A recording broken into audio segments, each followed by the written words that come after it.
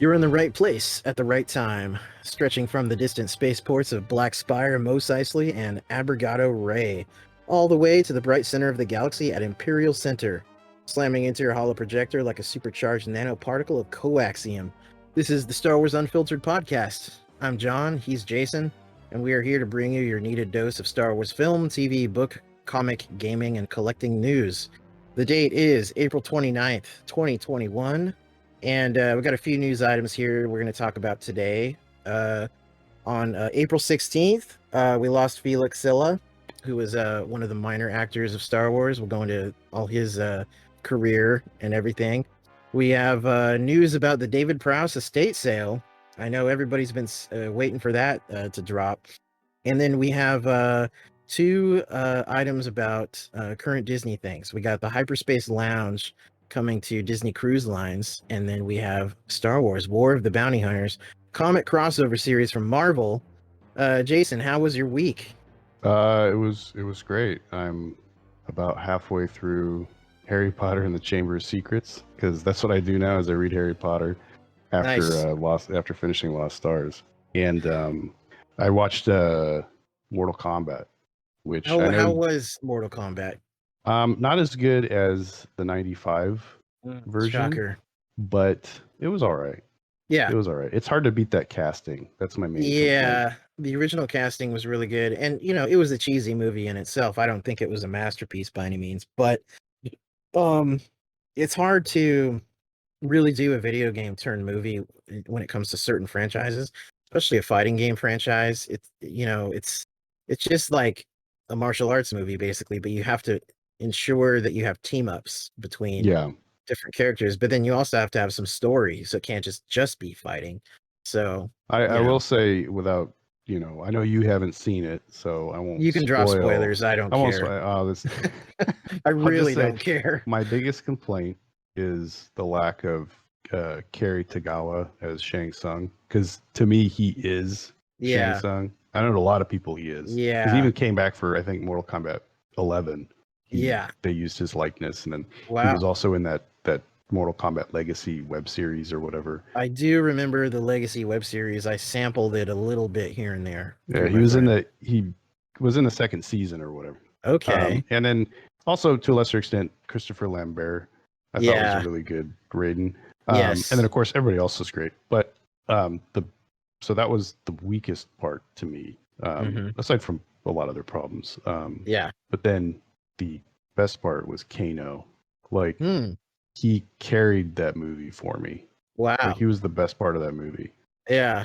Which you wouldn't think, because like Kano's like it's not even like a major character. He's just. I enjoyed playing Kano in MK1 every so often. Not like a lot, but I enjoyed playing him. Well, he had one of the cooler fatalities, so. Yeah, definitely. That stupid ball thing he would do is really annoying if you're playing against him or whatever. Right.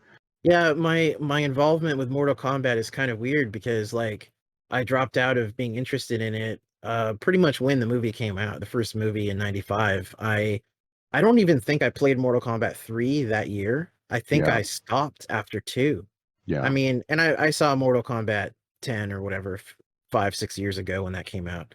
Or is it X? Is it X or 10? I don't know if that's what they went for with that, but I mean, it's Mortal Kombat, so it's just over the top and they can do everything they want now, but it doesn't have the same impact as it did in 92, 93. Oh, yeah. I mean, it definitely peaked. I mean, for me, I was never into Street Fighter. Like, that was the big craze right before. I was really into Street Fighter. Mortal Kombat. Yeah. Mortal Kombat was my thing. And I didn't really get past 3, Yeah. Because I stopped like, playing console games for the most part. Right. Around that same time. Yeah. So. Yeah. But you and I kind of did the same thing with console games, where once we got a computer, we switched to PC games, and we both kind of missed out on the mid to late 90s console stuff mostly. Because I mean, you and I were still playing our Genesis and Super Nintendo in the late 90s, so as a retro thing then. and I had only gotten my Dreamcast because it was so easy to pirate games. On it, and that was toward the end of its life. I remember playing. You had like ROMs on a burned CD Yeah, because they had emulators for it. Like yes, I remember Nintendo. playing Mega Man at your house, like on your Dreamcast. Yeah. It was so funny to be playing that game with like a modern controller and everything. Yeah. But yeah, Anyway, good times. How was your week? Pretty good. Enjoying having more of the house to myself with the roommates gone for a bit, and basically just cramming that Clone Wars, still going on that. That's why you can't watch Mortal Kombat. Yeah, I have no time for it. But luckily we're nearing the end of Clone Wars here just in time because the Bad Batch is only like 5 or 6 days away, and we just started season 6 of Clone Wars, and that and season 7 are only like 10 or 12 episodes, so we are pretty much on the home stretch here, and that's good. I couldn't believe how good these last seasons are. I know I said it like oh, I forgot, this and that, like the last podcast episode, but wow, man, like season pretty much like all of season 5 into season 6 is just like there's some arcs and some stories that are so good they could have almost been standalone Star Wars movies. There's a particular one we just saw again a few days ago, or actually yesterday, um, which deals with one of the clone troopers, and I'm not going to spoil too much about it because I know you still want to see it, but one of the clone troopers, his inhibitor chip which is related to the Order 66 thing, malfunctions early, and he kills a Jedi before he's supposed to. And then everyone's like, what the hell's wrong with you? And he gets taken to a medical facility. And there's like 3 episodes where it's this whole conspiracy thing. He gets taken to Camino and he's on a gurney, and then like the Jedi are trying to figure out what's wrong with him, and they want to examine him, but then the Kaminoans, who are in league with Dooku and Tyrannus, they are preventing the Jedi from learning too much. And it's this whole tragic thing where we as the audience know what that's all about, and it almost gets discovered, and like even like Sidious has to get involved, and even Chancellor Palpatine has to get involved and prevent it, and it's just so tragic to they should have just swapped with another clone, kind of like if the pet dies and goldfish dies and right. your kid's at camp and you got to replace it. I know, right? Yeah, well, that's the thing too. As the seasons go on, the clones get so much individuality, because they started giving them names, and then there's different ones that have like different tattoos and hairstyles and stuff. So I think that was something we didn't see in the original animated Clone Wars or any of the spin-off fiction, but it became a thing for the CG Clone Wars to do that. And I think it was partially for the audience to kind of get to know certain clones through the series. Yeah, I mean, otherwise it gets boring. And it is an interesting story angle on things, that the clones, even though they are bred for war, they are unique individuals that have creativity and everything like that. So it's really fascinating. There was so many fascinating things that Filoni and Lucas were able to insert into Clone Wars, and it's just it's amazing what they accomplished. I just wish that Lucas could have kept going with it, or with something, because his influence on those, the whole series, but especially the last few seasons, is very prevalent. You can see it all throughout the story. So yeah, that's good. I watched a few episodes a few days ago, but there's obviously there's no way I'm gonna finish the series. Yeah, for Bad Batch. It's been an interesting month cramming, like 4 per day, or sometimes even more. But because there was one day I missed some, and I'm like, oh my god, I got to watch 8 tomorrow. And I was able to do it, but holy shit. Well, and I mean, like everything coming out of Disney Plus, it's gonna be one a week, right? Yeah. So I would probably wait until they're all done anyway, because I can hardly stand at this point like watching an episode a week. I have to like be able to watch them all at my leisure, even as many as I want. Yeah, even Mandalorian, I would have preferred to binge all at once if I had patience, to do that, but I don't. So, well, and for me, the live action stuff, it's I can't wait. It's okay. I'd rather binge it, but if I gotta wait, I gotta wait. I'm not gonna wait to watch those, because especially with spoilers and all that stuff. Right. So, mentioning our news item here, on April 16th, we lost Felix Silla, who was 84 years old, and for Star Wars fans, they might remember him as Yoda in that brief walking shot in The Empire Strikes Back. And he was also the hang glider flying Ewok. But he was actually probably most well known as Cousin It on the Addams Family, and what's that robot on Buck Rogers? Twicky? Yeah, I don't know. I didn't watch that show. But that scene of him in Empire, when he's walking away, that one always stuck out to me because it's the only time he's like shuffling. Yoda's actually like walking, where he's like clearly not a puppet. Yeah, I always wondered how they did that like years ago. I thought maybe it was still puppetry, but like the motion was limited because they had to completely be underneath the legs, you know? Mm-hmm. Yeah.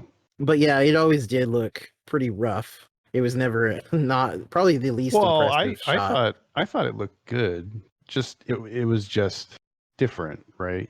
It was just the only, the standout shot of him. And I didn't even know that Felix Silla played Yoda in that scene until recently, when these behind the scenes photos started coming out of him, like, putting the mask on and everything. Yeah, I never really thought about who did it. And his face is recognizable. Yes, even though he was also. Oh, go ahead. And I think he was in Neverending Story. Played the guy that has the top hat that rides the snail. No, I think that's a different guy, because the fans of that person are going to be throwing tomatoes at me. Oh man. Well, I think he looks like him. I don't know if he's a dwarf or if he's a just peck. short. But he wasn't. I think Felix was smaller. So he was more specialized. Right. He did play one of the dinks. He did play one of the dinks in Spaceballs. Really? So there's another tangential connection to Star Wars. But I don't know why his face is so recognizable to me, because he would be under makeup and in costume for most of his stuff. Just about everything, yeah. So and then he did a voice on one of the Sims games. If you go to his Wikipedia. I did see that. Yeah. So I was never a fan of those games, but that is interesting. I recently saw a picture of him as Cousin It with his face peeking out between the hair, which was really funny. That was always a good character. Yeah. So, yeah, I only watched a little bit of Buck Rogers when I was a kid. It was always on reruns, and to this day, like, I still mix it up with Battlestar Galactica because they're both late 70s Star Wars ripoffs. So, they're all the same to me. But I think both series had Ralph McQuarrie working doing the conceptual designs. So anyway, the only other role that's super notable to me was he was in House, that comedy horror, the William Katt movie. Yeah. I saw he played that. Like the little creature that was harassing him at one point in the movie. Funny. I saw that for the first time, I think about 6 or 7 years ago. Yeah. I still got to see House 2 and House 3. So House 2 is one of those weird things where I saw the sequel way more than the original, even though I had seen the original. Good old because cable. It was because HBO or Cinemax or whatever would just run it into the ground, and it's definitely different. It loses its horror vibe. I mean, it's definitely like comedy horror, but it's like more comedy than horror. Yeah. There's no like real scary part to it. Right. But it's all right. Yeah. Zombie cowboys and stuff and crystal skulls.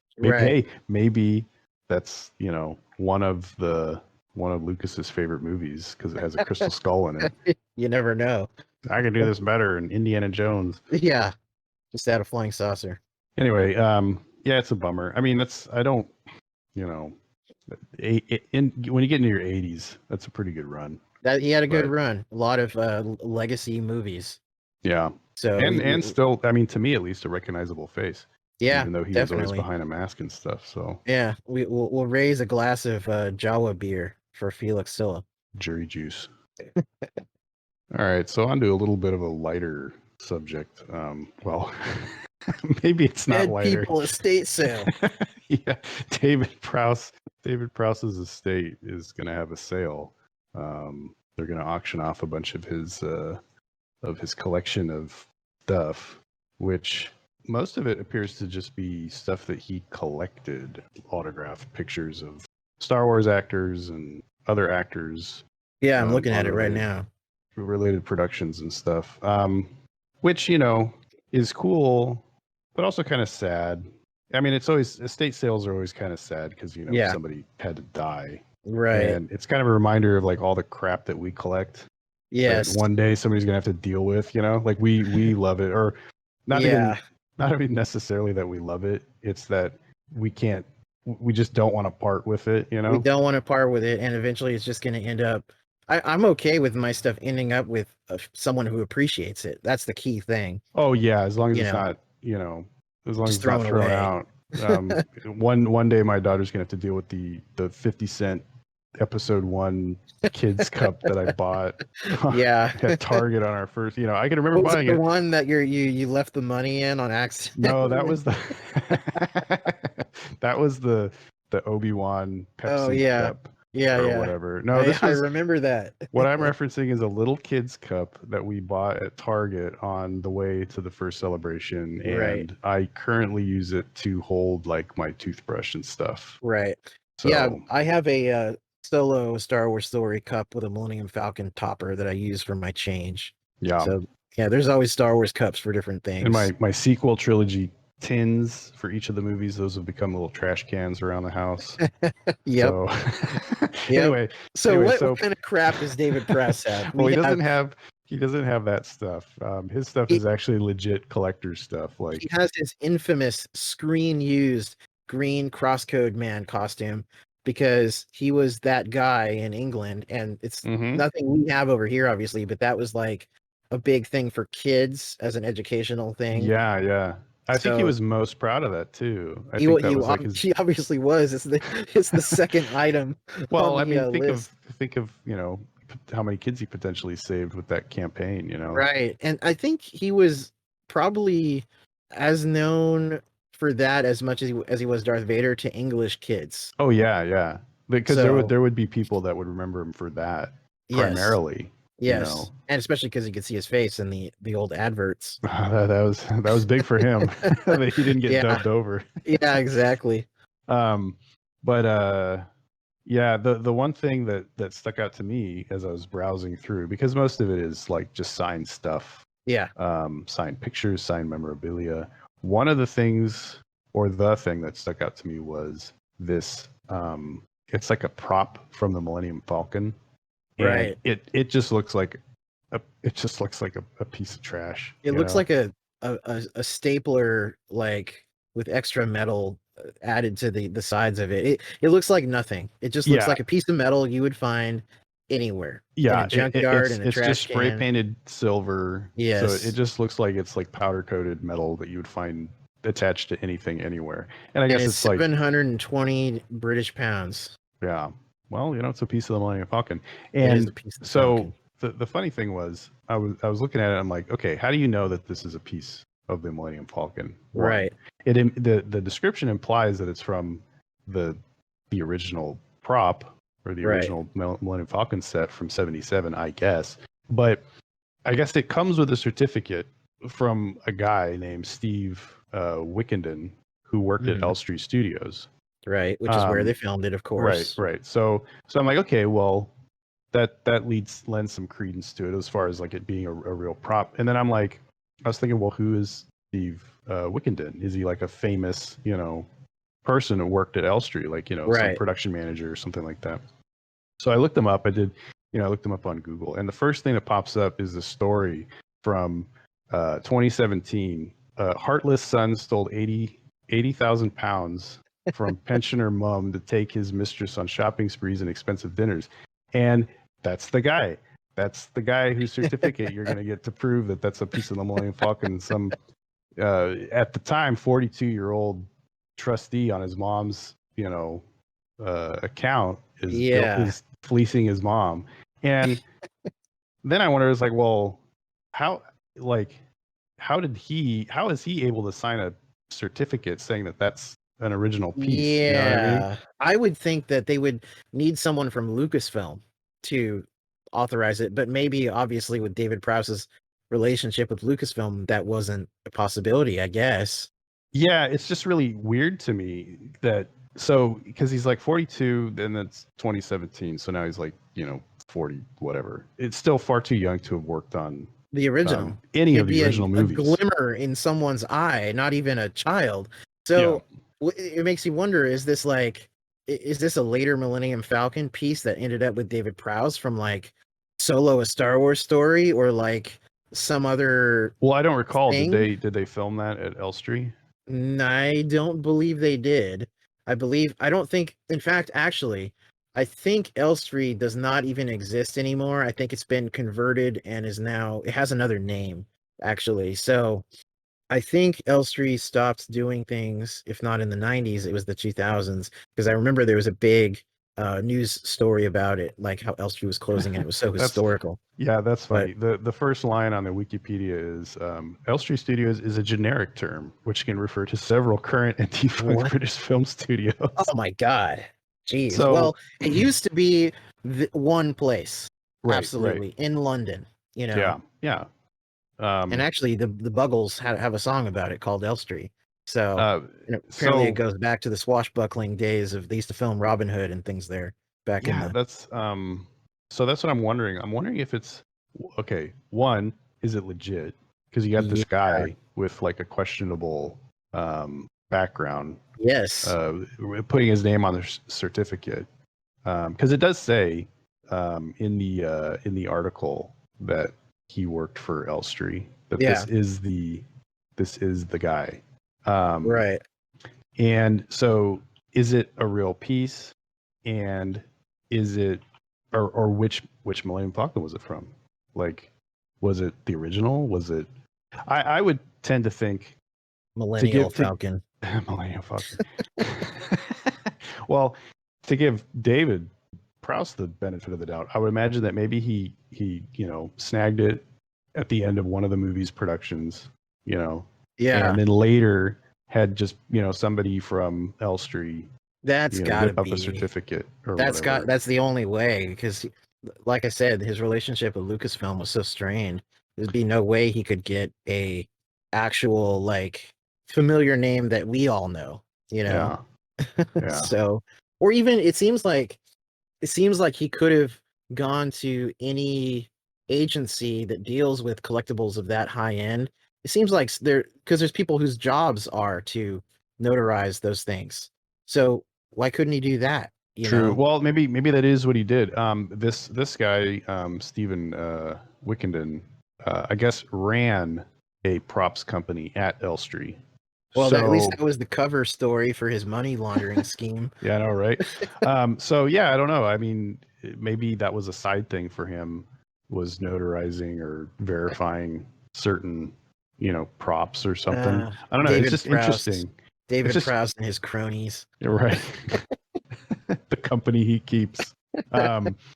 So yeah, that was the thing that jumped out at me, and it really only jumped out because it was like among all these like just signed stuff, it was like this really nondescript prop, and there's nothing on it to make you say like, oh yes, this was part of the Millennium Falcon. It's like nothing that was like not like the the Dejarik board table, or like the hyperspace handle or something. Yeah, something that would be recognizable. It's like I could go to my garage and find something like this and spray paint it, and presumably get Stephen Wickenden to sign off on it. But he probably would do it now for his bail money. It was just funny because it was it's kind of a rabbit hole, right? Like that's how the internet is in general. It's just a bunch of rabbit holes. It's a series of rabbit tubes. And Firefox tabs that I can't escape.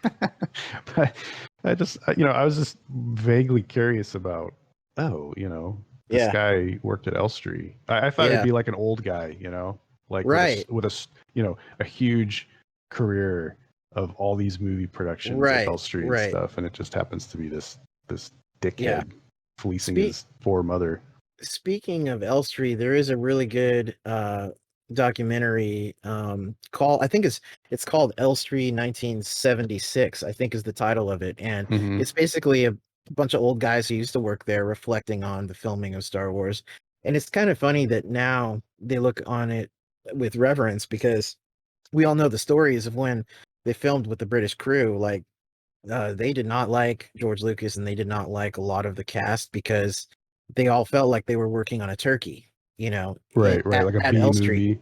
Yeah, they just felt like it was this big B movie, and that's the funny thing about A New Hope or any of the Star Wars movies. If you just see the making of it and the filming with the scenes as they are, they look like really terrible B movies. Oh It's yeah. really John Williams music and the editing and ILM that punch it up. So, but that's how it is on any movie, honestly. But Well, I a think lot of times, but I mean, even I yeah, mean, if you look at even just the original trilogy, I mean, A New Hope sticks out like a sore thumb because yeah, of when you the see budget constraints, and they were just inventing stuff yeah, on the fly and when you stuff. see the So, shots of them in the Falcon cockpit and the stagehands are shaking it, for the mm, asteroid storm, I mean, that's the classic example. right, It right, looks like a piece of crap movie. So, yeah, I get it. I understand. But it's just funny that now they look back on it and understand its place in history. And oh yeah, I always said Star Wars is going to be a hit. Uh-huh. Sure. But that was just in England that Lucas had those problems. Everyone was tired and overworked and working long hours and everything. So yeah, it yeah. makes sense. Right now I'm looking at the Elstree, the list of productions, and I mean, the prequels are listed as being shot at least partially there, wherever That's there weird, is. because that should have But been Leavesden. well, it could just reference it, Or or it could have maybe been just pickup pickup shoots. shots. I mean, it doesn't say how much of it. It just says Yeah, some, that's and true. if it's a generic term for whatever. Yeah, But yeah. but it doesn't list any of the sequels. So presumably that is a piece from the original trilogy. Hmm. And I actually, my revised thought is it was probably just something given to him as a gift from somebody, if that Stephen, not that anybody cares. This is like way too investigative, this is investigative reporting on some Getting stupid into prop. Unsolved Mysteries territory here. Yeah, Again. I know, right? Probably the production company had it, or that prop company had it that Yeah. Wickenden worked at. Right. And although still, I don't know what gives him the authority to write to sign a certificate if he didn't like. I don't know how he verifies that unless it just Right. comes out of their storeroom or something, and that's how they do it. I don't know how that works. Maybe that is how it works. It's like at the storeroom at the prop company, and if it gets sold or something, and whoever's working there at the time signs off on it and gives it out or whatever. Right. It would have been nicer though if it was just something that David ripped off, like so many actors do. They just take a little piece of the production with them. Yep. Mark Hamill has mentioned stories of taking little bits and pieces of things that he's kept, and actually he's talked about taking things and then not said what they were. So it's like it's a thing that only he knows about. Right. Well, and it could just be whatever, like a button from the Emperor's throne or something. Yeah, but I thought you were gonna say from his robe or something. Well, when I sold or got rid of my old car, I kept a piece of it. And it was the Millennium Falcon. Yeah, my piece, my Millennium Falcon. It was one of those tabs that you pull up to bring the back seat down because it was a station wagon. Yeah. And to get more room in the back, I just unscrewed that little tab that you pull up. I just unscrewed it and I threw it in my drawer, and I still got it. So I always have a piece of my old car. Yeah, you got the alluvial damper from the Millennium Falcon. Yeah. It's in the glove compartment. Yeah, I mean, I guess there's bids now, I think. Or no, it hasn't started yet. It's coming up. Yeah, it's coming up by appointment. I think that's on the 4th, I think. May the 4th. Yes. Why would they pick that date? I don't know. I wonder. Anyway, there's some cool stuff on there. It's kind of sad though because some of it is like personalized to him, Yeah. This is kind of a bummer when people, they die and then their estate gets sold and it's all their collector stuff. Right. I mean, at least I guess, I wonder if there's going to be like a garage sale where you can get his coffee tables and stuff. Right. Where he puts his Vader boots up and relaxes at the end of the day. Yeah, he does have a replica helmet, Vader helmet. Yeah, I noticed a few replicas. He had the replica Palpatine cane. Yeah, I saw that. That looked really cool. Yeah. I remember when they were selling that, I think in the Jawa Trader, catalog in Insider. I think it was in there. That would have been one of those $200 items at the time. Or even more. God. But they always had some cool stuff, replica lightsabers that were made with like actual machined fine metals and the pieces of camera lens and everything that like went into the original lightsabers. So yeah. But yeah. The only other notable, not really, I mean, it's not a specific thing, but he had a lot of autographs from astronauts and stuff. Yeah, I noticed that. So I wonder if he was, just an enthusiast for space.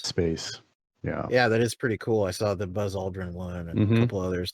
Yeah, and that was like, I think that was one of the personalized ones. Right. So yeah, bummer. Well, rest in peace, Dave. Yeah, for sure.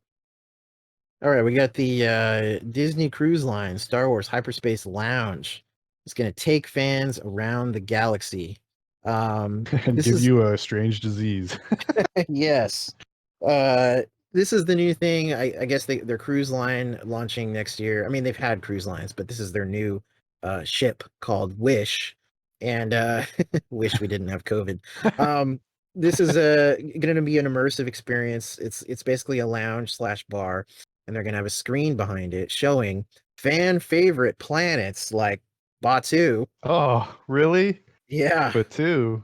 I know. The fans have been clamoring for more Batu. Tatooine, I just can't think of all the times, in Star Wars that luxury liners are going to the tourist location of Tatooine. Although, but I want to see. I would want to see Tatooine. Yeah, well, to be fair, in the old technical journal, Tatooine does become kind of a tourist thing, and Star Tours, because everyone knows Luke is from there and he saved the galaxy. So it's like, oh, we got to see where he grew up. I gotta dig my technical journal out. Yeah, I reread mine again about 6 years ago. It was really fun to go through it. And then we also got Mustafar, the destination for every person looking for a nice warm planet to hang out at. It's a virtual window. I was like, oh, I'm hanging at the bar at Mustafar. Yeah, they're gonna have Anakin crying. Coruscant, which actually does finally make sense. Yeah. I mean, the bright center of the galaxy and everything. So, and I guess there's going to be little skirmishes and ships going by and Easter eggs, and that sounds pretty cool. I mean, if it was, I mean, I think that because I guess it says famous spaceships. Yeah. So it's implied that you'll be in space, like you're in. Yes, you're going to be jumping from hyperspace, and I guess the eras are also changing. The Imagineers wanted to make sure that the Rebellion era was covered, probably with Coruscant or something, and then so you'll see Imperial Star Destroyers at one point, and then they're going to jump ahead to the sequel era. I think for they mentioned Endor. It's not listed on this particular article, but Endor is another location. I guess they were. What if they just threw up the original Star Tours thing? Yeah, they just had that going. Like, you don't have to shake the ship or anything, but they just throw it up there. Like, okay, we're on Star Tours now. Visit the planet of the Ewoks. Those lovable furry creatures. I was just rewatching the old Star Tours. You can do the trench run and stuff while you're at the bar. I've always wanted to do this. But yeah, so there's different things, and then they're gonna have themed drinks that are there that are not otherwise available around Galaxy's Edge. And it says here there is it's a thing where during the day it's all ages, but they're doing it so after a certain time, probably 9 or 10 p.m. it's adults only, so that they can have more alcoholic drinks. And I'm hoping some Twi'lek dancers that I could slip some credits into their G-strings. How about those two Twi'leks that were helping out? Sebulba babes. Yeah, tell me about it. Those were some good ones. Oh yeah. It'd be funny is because it's kind of I wouldn't say like a cliche, but it's like, there'd be a bar, right, and behind the bar would be like an aquarium or something, or maybe it'd be the pool. I know there's certain movies and stuff you'd see that, and there'd be like women dressed as like mermaids swimming by and stuff. They should do that, but have like female Mon Calamari and stuff swimming by. That's not what I was thinking. Bikinis. That was, what? Like, I love the idea of that now that you mention it, but my initial thought was not Mon Cal's. But now that you mention it, actually, that is perfect. What was your initial thought? I something beautiful to us, not a Mon Cal, but I don't know. Put some tits on her, maybe she's all right. Whoa. But maybe they'll show the thing that would a Palpatine. Quarren be more your to your Yeah, liking? those tentacles. Let me grab them, baby. But no, I was thinking like what Anakin and Palpatine are watching in Revenge of the Sith, that water thing, which Oh yeah. I think is actually a Mon Cal display. I think according to the lore. Yeah, about midi-chlorians. So, it's about midi-chlorians. But no, something like that would be pretty cool. And I mean, that's the thing, right? That's the theory, is that was kind of implying, it was kind of to go along with what they were talking about. Not that the show was about midi-chlorians or whatever, but that it kind of visualized. It was kind of a visual Easter egg. It was a visual metaphor for, right, because if you look at the camera angle of between their two heads as they're talking in that one shot, you can see the tendrils of the water creature kind of thing moving between them. Yes, and it is definitely a visual metaphor. I've noticed that every time I see it, and it's really cool, actually. Well, there was also that theory about Snoke, because the music when for Snoke in The Force Awakens was very similar to the music when Palpatine's talking about Darth Plagueis, and then that was kind of what that really was John Williams running out of ideas at 86 well, years come old. on, maybe not. I mean, he used the Emperor's theme for the end of the Phantom Menace. Oh yeah, but he was in his spry. He did that on 62, purpose. You know, right? He did. He was in the spring years of his life back in the late 90s. I just wonder, because I don't know. My complaint with the music from the sequel trilogy is that it did feel a little uninspired. Yeah, just kind of. And I don't on autopilot. Yeah, mostly. And I don't necessarily blame Williams for that. I more blame the directors for not pulling and prodding him to do more. Like I feel, and this is me saying it without knowing, right? Mm-hmm. But I could totally just see JJ and Rian Johnson just being like, yeah, do it. You're John Williams. You know how to do this. Like, very true. Not like Lucas or Spielberg saying, no, I want this. We need to do this. This is my idea. This is what's happening in my head for this scene and stuff. So, but I wonder if it was that, if he just was like, well, this is good, I used this before, or something similar, or if it was JJ being like, well, I'm thinking this Snoke's going to be Plagueis, so if you now, Jason, there'll be time to bash on the sequels all to your heart's content on the next episode. But don't worry. But is it bashing if I'm giving JJ more credit for something like that? Yeah, good point. But at the same time, it's kind of backhanded bashing Rian Johnson for just shitting all over. It's stepping on Rian Johnson's face just to uplift JJ a little bit. That's all it really is. I'll take it.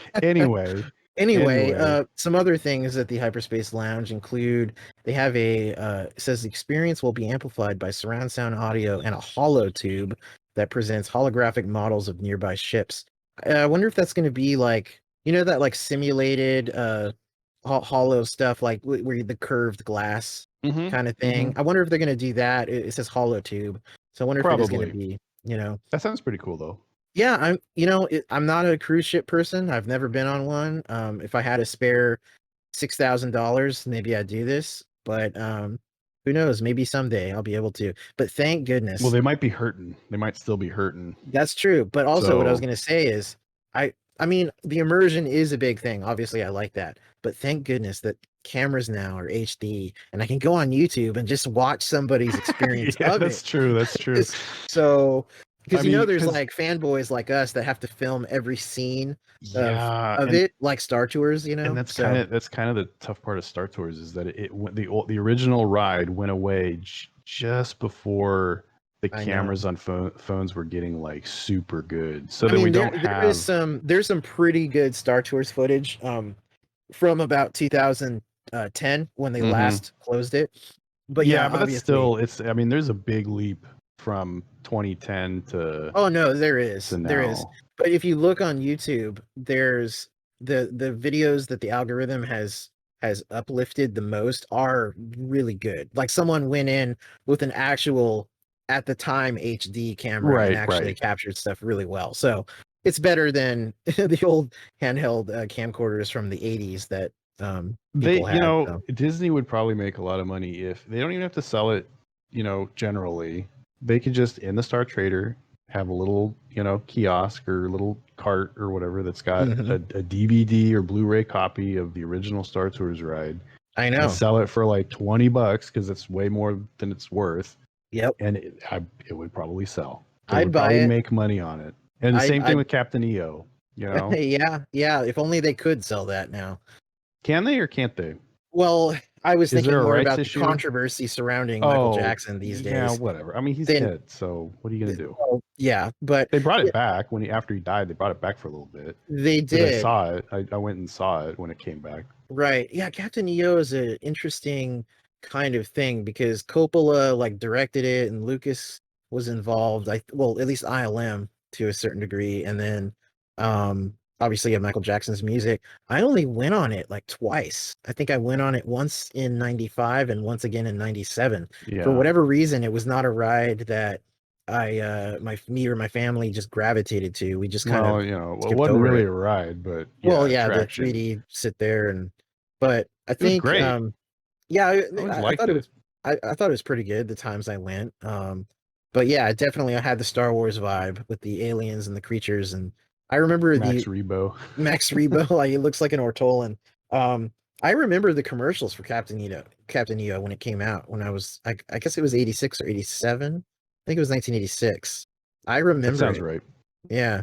Probably I saw the commercial probably just between cartoons at the time, but it stuck out in my mind. It's like, whoa. I can only imagine how good it would look if they cleaned it up, upscaled it to 48 frames a second.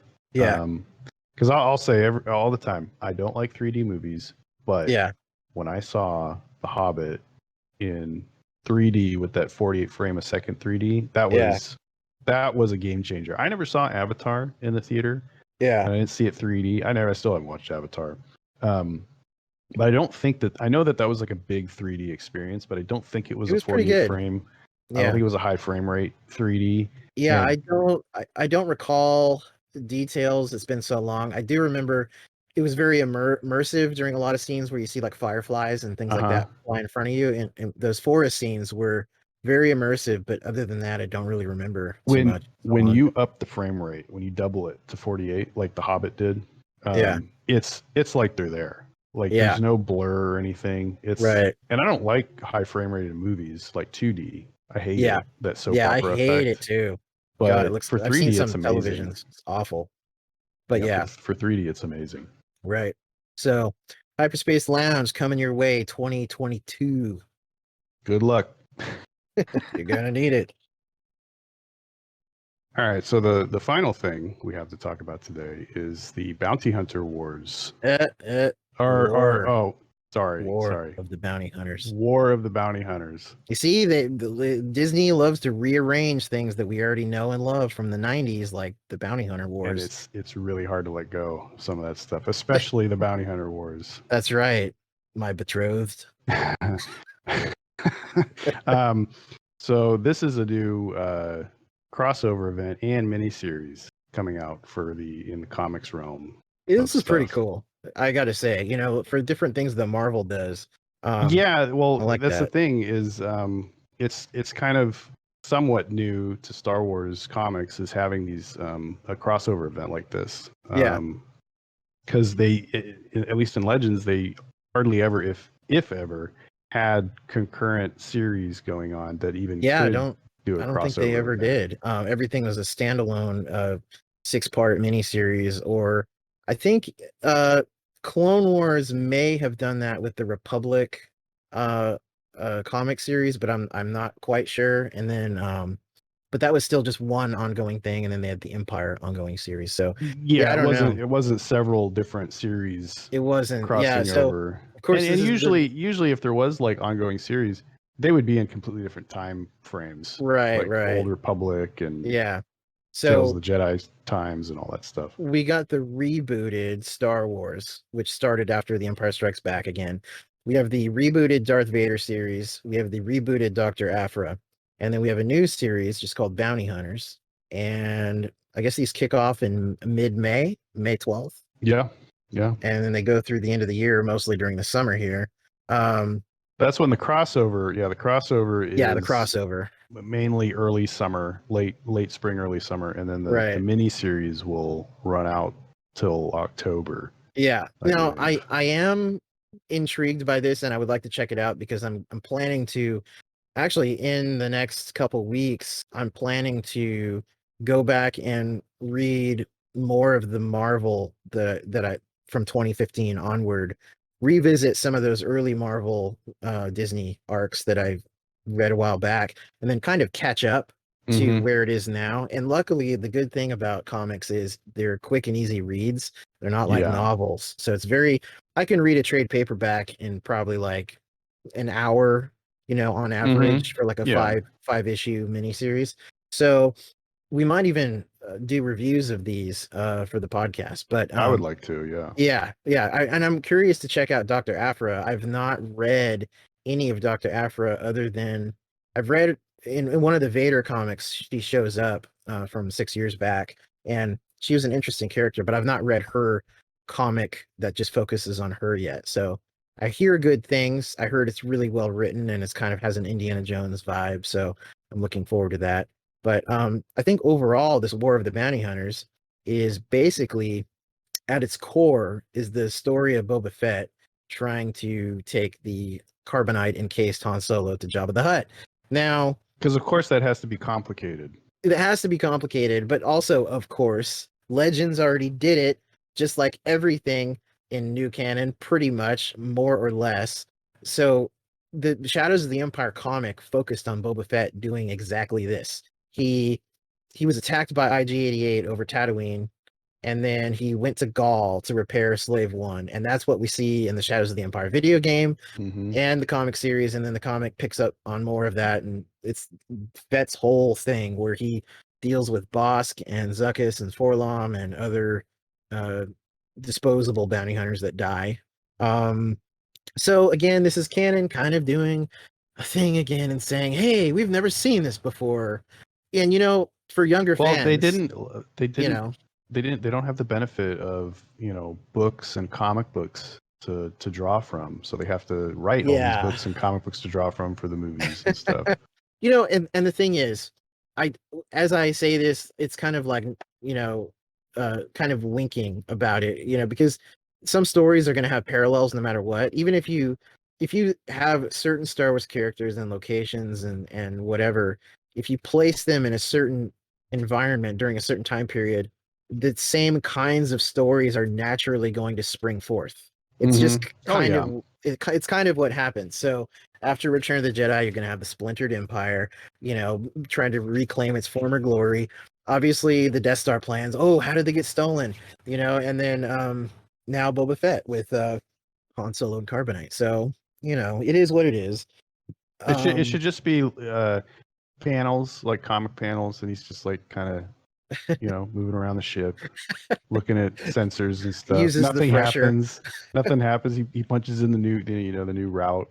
Right. On his way to Tatooine from Bespin, and that's it. That's all it is. Let's just troll everybody with that. I would actually really like that. That'd be awesome. Like the Book of Fett should just be. There should be no action. It's just him sitting in the throne room. Maybe he issues some orders or something, Right. He has Twilight Dancing girls just bring him plates of food, and he just sits there and becomes even more portly. Oh man, yeah, fat. Boba Fett. Because Bib Fortuna got all fat. Right.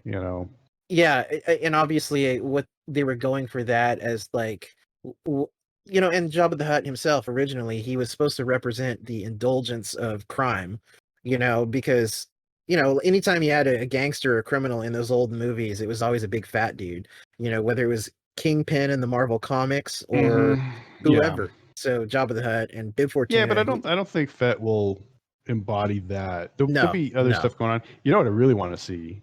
is Bomar monks. Yes, that's what I want to see. Yeah. That would be awesome. And if they're featured in like an interesting way, like they factor into the plot or something, would be really cool. That reminds me. I'm gonna check right now. Are they part of canon? Well, it says they are here. They have a canon tab. Let me see what appearances they have. They are. Oh yeah, they're in the Clone Wars film from 2008. They were seen in Jabba's palace briefly. They're also in Star Wars Adventures: Return to Vader's Castle #4 in flashbacks, and then a couple other things: Choose Your Destiny, and Escape Mission, and some reference books. But they are canon. Yeah. So that's cool. I've always liked the Bomar monks. And yeah, it'd be cool if droids. It kind of became like a quasi Tales from Jabba's Palace, where like some of the things that we saw on screen were fleshed out more on screen in the show. But who knows? Who knows how much time we'll spend in the palace? Yeah, I am looking forward to this War of the Bounty Hunter series though, and I think down the line we'll have a review of it, hopefully sooner rather than later. All right, so I think that does it for this episode of Star Wars Unfiltered podcast. Remember, you can reach us obviously at our YouTube channel, where we have lots of lore play commentaries, and we just finished up Dark Forces, and we got Mysteries of the Sith probably coming out here in the next couple days after the weekend, and days away from from Mara Jade, crusty late 90s Star Wars games that no one cares about except us. Yeah. And we are on Facebook, Star Wars Unfiltered. We are at StarWarsUnfiltered@yahoo.com for any questions or comments. And we have our Instagram page, where I am failing on posting for the last 5 days after a great run through of 35 plus days. But it's okay. I'm going to pick up on it again. I've been reading a lot of Star Wars. I've been doing some gaming here and there. The Star Wars is full steam, but I got to get up on posting more on Instagram again. But that'll happen. So until next time, everybody, have a great night, and we'll catch you soon. Good night. So how long has Anakin Skywalker been evil? How long? Since the 6th grade. Ooh.